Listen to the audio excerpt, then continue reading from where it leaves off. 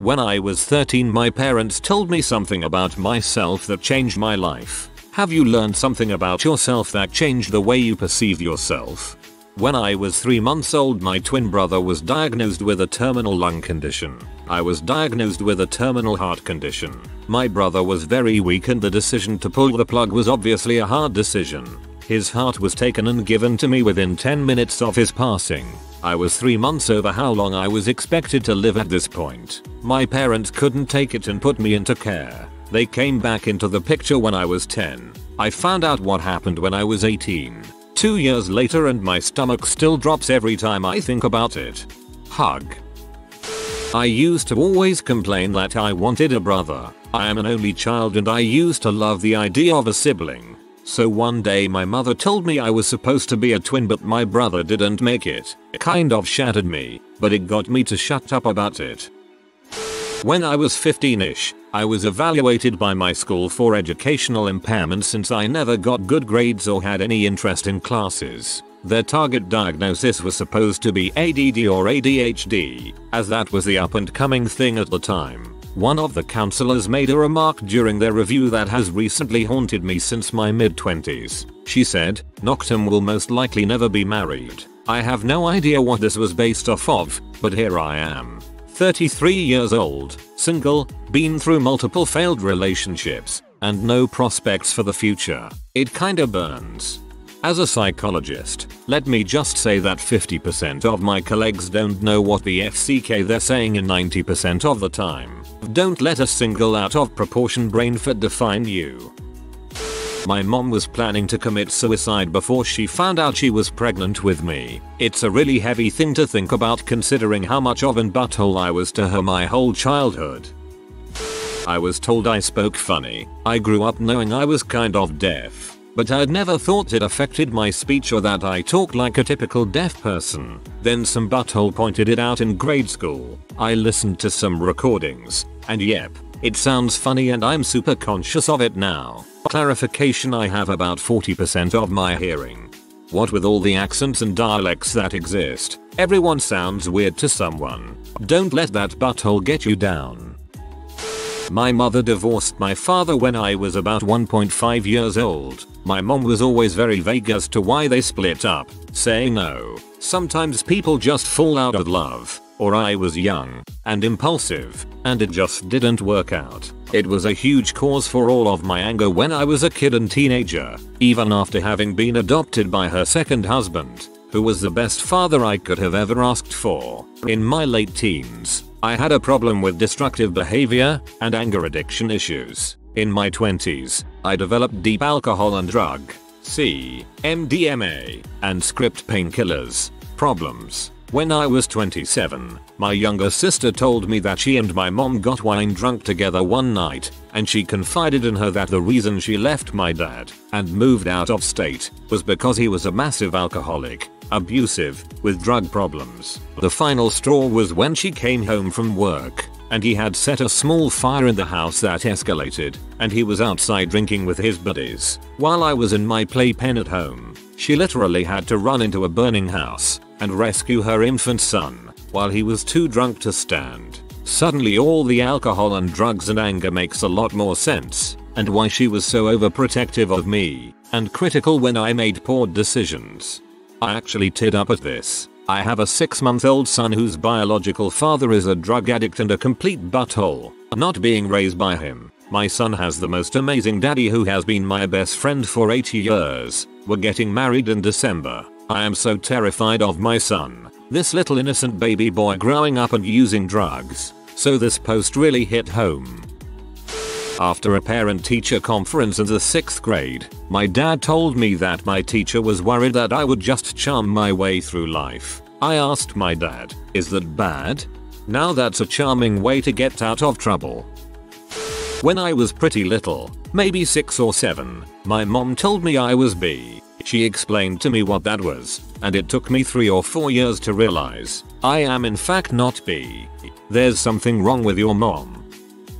I was a very depressed child. I felt alone and never talked to anyone about my problems because I felt no one cared. Recently on Mother's Day, age 27, we went out for a family meal and were talking about our childhoods. I am dyslexic and I had a psychologist evaluate it at around the age 11, so I could get appropriate help at school. My mum quoted the psych as saying he had never met a child with a lower sense of self-worth. This floored me. I never knew anyone even noticed I was upset, let alone cared. She went on to say how she wanted to move me to a different school to new friends to see if it would make me happier, and tried to get me into sports clubs and music. Lots of different things I never knew they tried. Obviously I didn't share this, since sharing is something we as a family have a lot of trouble with.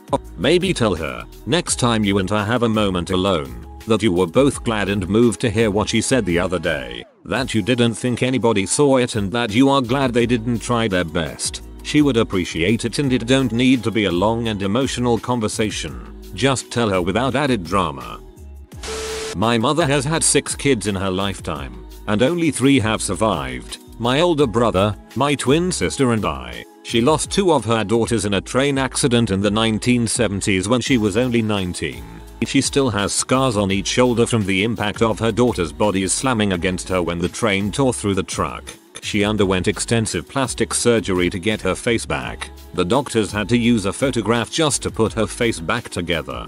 Just knowing that my mother watched 2 of her children die and the fact she has a physical reminder is crazy. She's such a strong woman for getting through it all and still smiling. When I was 17, one of my friends told me I can be a little mean. From that point I realized a lot of my jokes were at someone else's expense. I am in butthole.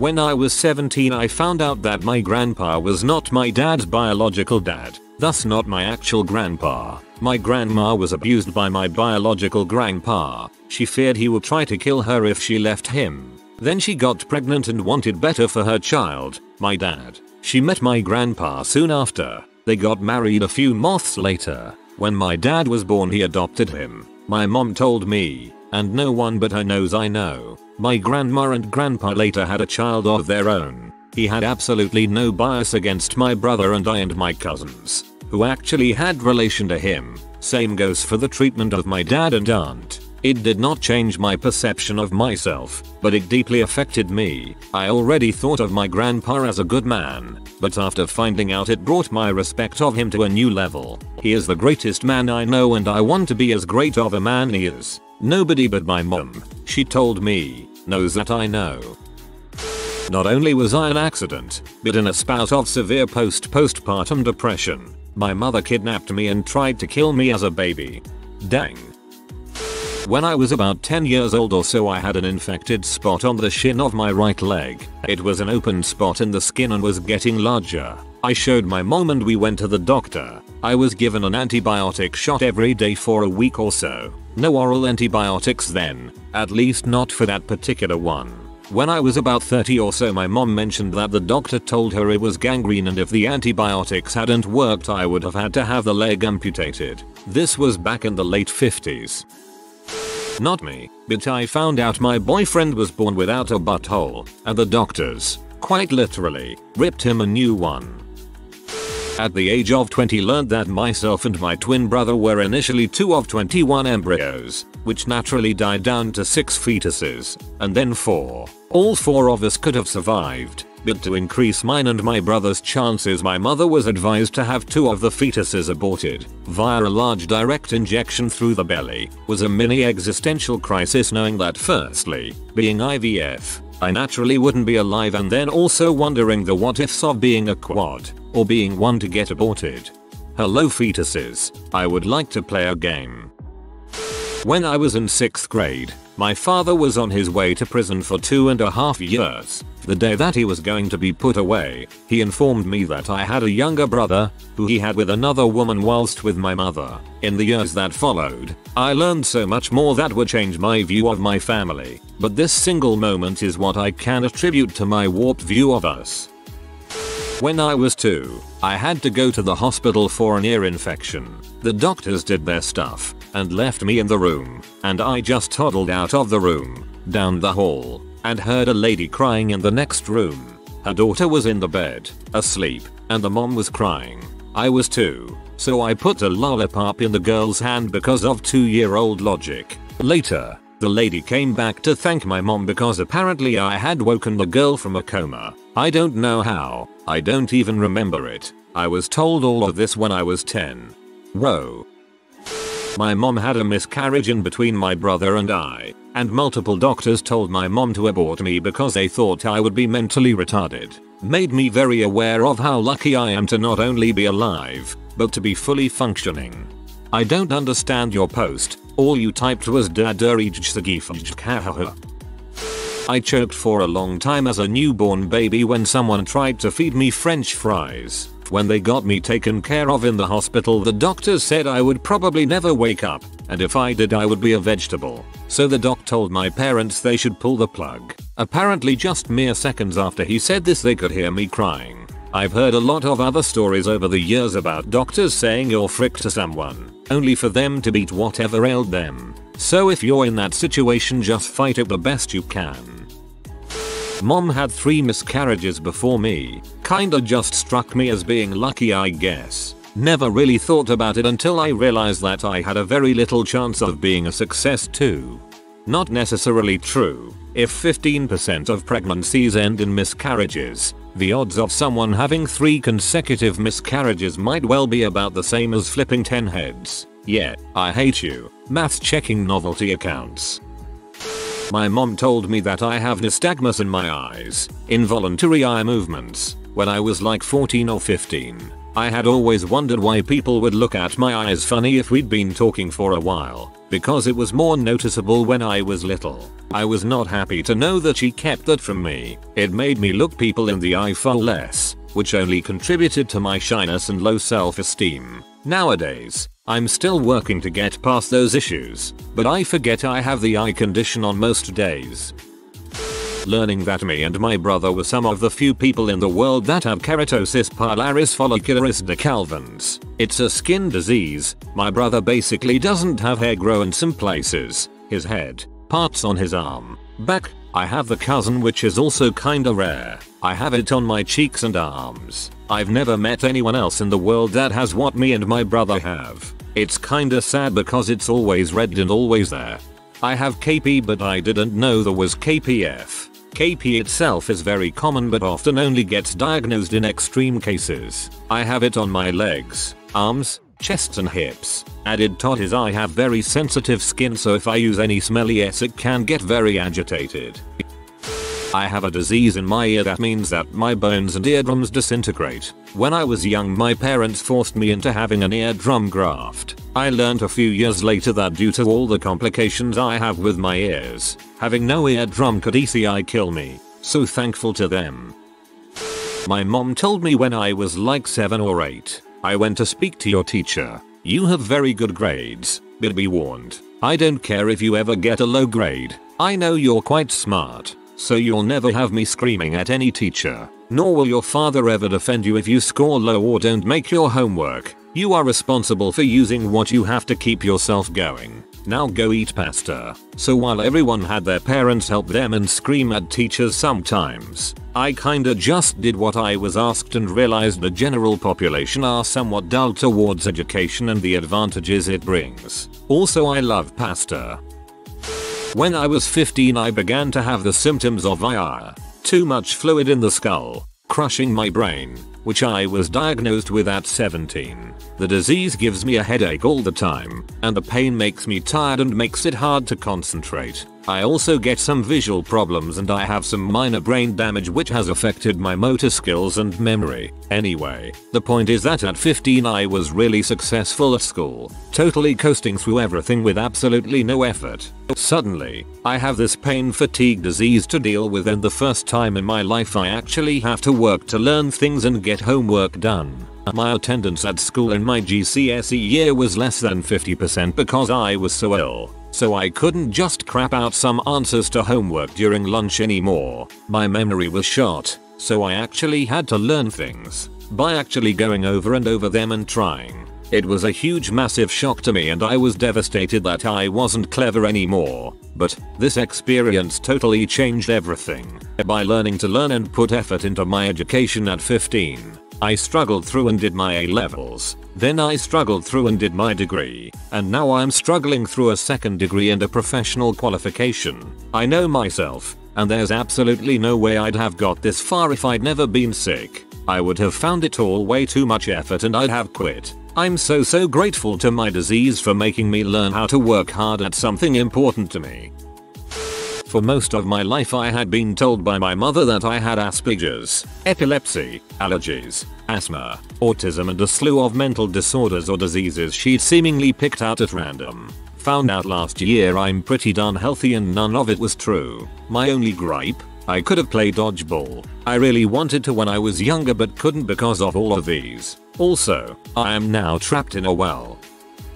I knew we had relatives that were in the mafia. Recently I found out that relatives closer to myself than previously known did work for them. Nothing to make the papers. Some fence work. This really didn't change how I perceive myself as much as how I viewed my family's history.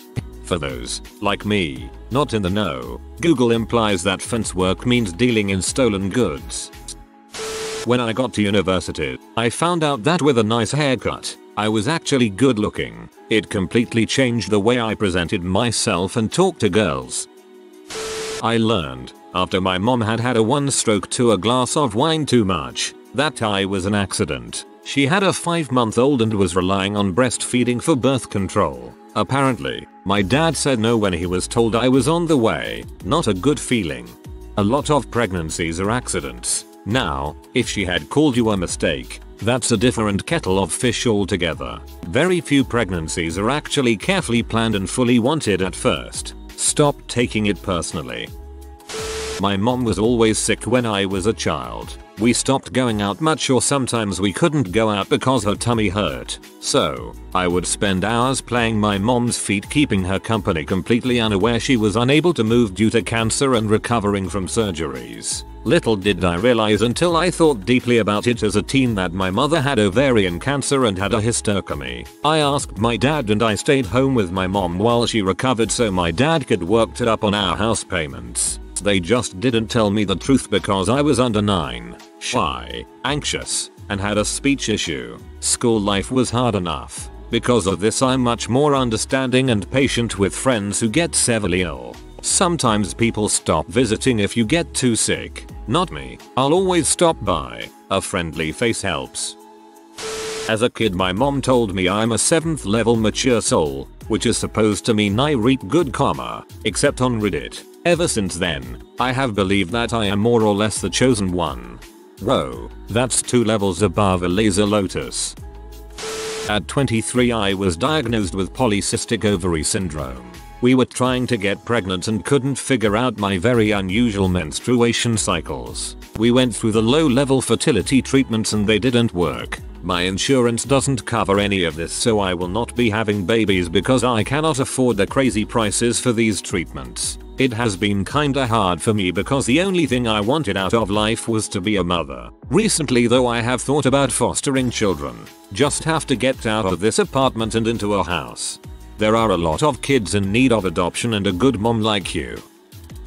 I'm one of Victoria's miracle babies. I was born using donor sperm at the Monash IVF clinic. I'm proud that some uni graduates and students made me. Cried a bit. Realized that I could have any type of disease. Cancer. Paternally of course. Most likely means that I can't have babies naturally. It's very odd that I tell Reddit about me being made by some uni students and professors. And I get 100 upvotes. It's just DNA. Cells were split, but in a petri dish. I'd have red hair if I was made naturally. I like red hair. I say made because hey, conceived is hard to spell with an iPod. My mom apparently cried for hours after she found out that I was going to be a boy after going to her doctor. She had wanted a little girl. I turned out to be gay anyways. Had renal stones at 17 years old. Watch what you eat drink. Pretty much overindulged myself with pearl milk tea during my holiday in Taiwan. Calcifications happen. But that pearl milk tea sure is delicious. If I had to choose between stones and boba, I might just go with the latter. When I was 18, I was told that my dad wasn't my biological father by my aunt. It explained a lot really. I'm taller than both of them and look absolutely nothing like my father. The really cruel part was that while my entire family on my mother's side knew, no one had bothered to tell my dad. In an attempt to rectify the situation, I took it upon myself to tell him. He was devastated and I will never forget the look on his face. He had had a vasectomy before my mother ever got pregnant and always called me his miracle baby. Unfortunately, our relationship never recovered from the news and I haven't spoken to him in almost 5 years. His life and mine were forever changed by me taking it upon myself to tell him the truth. Call me selfish if you will, but if I had it to do over, I would never tell him. I still love my dad and miss him more than words could ever express. So, when I read your story, my first thought was this sounds like the lies they tell to people with androgen insensitivity syndrome. Frequently, people who are genetically male, XY, don't respond the appropriate way to male hormones, androgens, during fetal development, and appear outwardly female. Often the testes do not drop and can in the future become cancerous. Usually in this case, the child is raised female, as this is usually how they present feel, but there are surgeries that the child doesn't often understand the reason for. It's highly unlikely for ovarian cancer to be diagnosed without a child complaining of symptoms like abdominal pain or swelling. Did you experience anything strange like that? Not to sound like a crazy person, but there may be more to your story. I lived a very happy childhood. My parents were split up when I was younger but got back together when I was 10. The only thing that was a little weird but never bothered me. But throughout my whole life, I've always found such little things sad. I'm smart and pretty but I just always stressed over the most stupid things. I always thought I was depressed but never believed it and just thought my life actually sucked. In 10th grade, my mom told me that I most likely have depression because it comes from both sides of my family. My dad has it and my grandma had bipolar depression. I was so relieved. I just thought my life was actually sad, but really I just dwell on the little things too much. Throwaway account. My dad told me my mom got an abortion right around the time they met. It wasn't his. Kind of threw me for a loop when he told me. Like I might not have been the oldest kid, or what if she had aborted me. I got over it because I am pro-choice. Still, I did question my pro-choice opinions for a while after.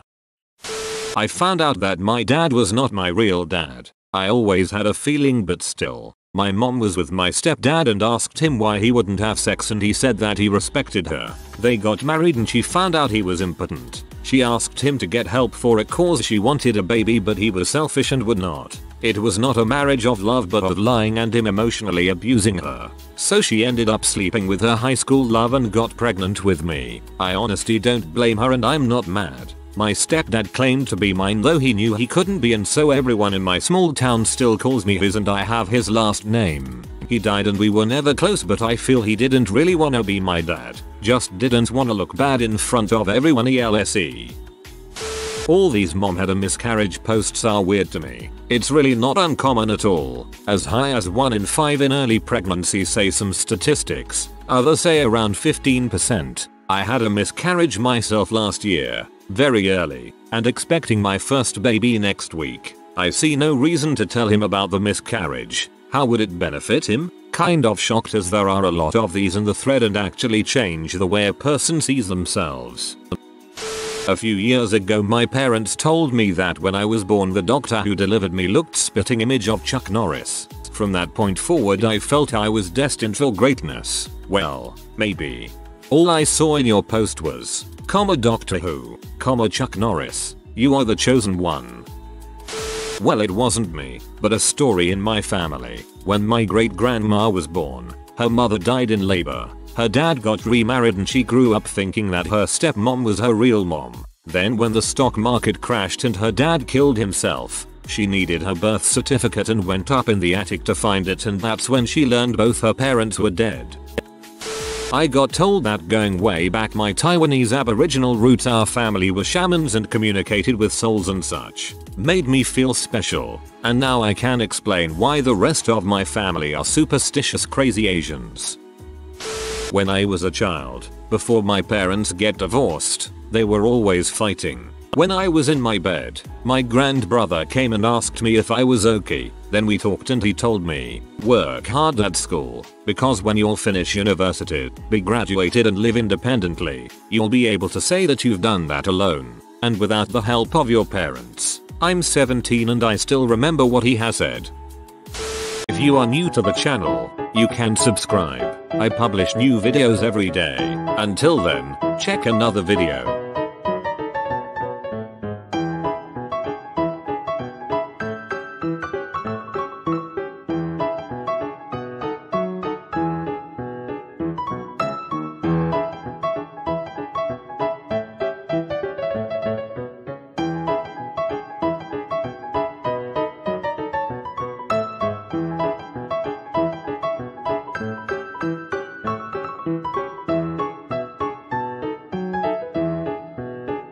Bye for now.